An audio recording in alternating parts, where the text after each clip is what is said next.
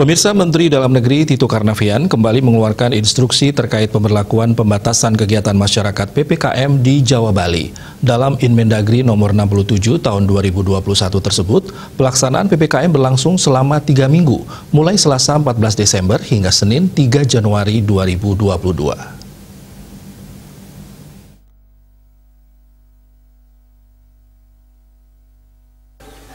Di Inmendagri terbaru ini, 9 kabupaten kota di Bali masih menjalani PPKM level 2. Ke-9 kabupaten kota ini adalah Jembrane, Badung, Tabanan, Gianyar, Bangli, Klungkung, Karangasem, Buleleng, dan Kota Denpasar. Hal tersebut diungkapkan Sekretaris Satgas Penanganan COVID-19 Provinsi Bali, Made Rentin.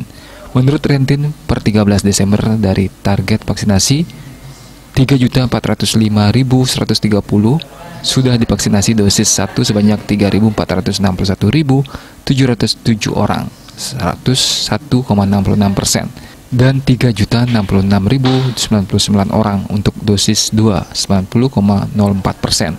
Sasaran vaksinasi yang telah terlayani adalah SDM Kesehatan, petugas pelayanan publik, lansia dan usia 12 hingga 17 tahun.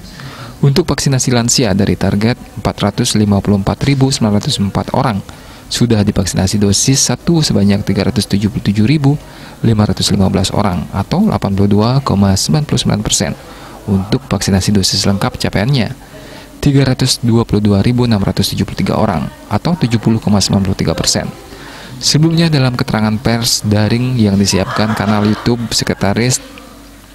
Sekretariat Presiden, Menteri Koordinator Bidang Maritim dan Investasi Menko Marinvest Luhut Binsar Panjaitan menyampaikan perkembangan penanganan COVID-19 di wilayah Jawa Bali menunjukkan tren yang cukup stabil dan baik. Hal ini dapat terlihat dari kasus COVID-19 yang terus terjaga pada tingkat yang cukup rendah. Saat ini angka kasus konfirmasi terus dapat dijaga penurunannya dan masih di angka 99, sekian persen sejak puncak kasus pada Juli yang lalu.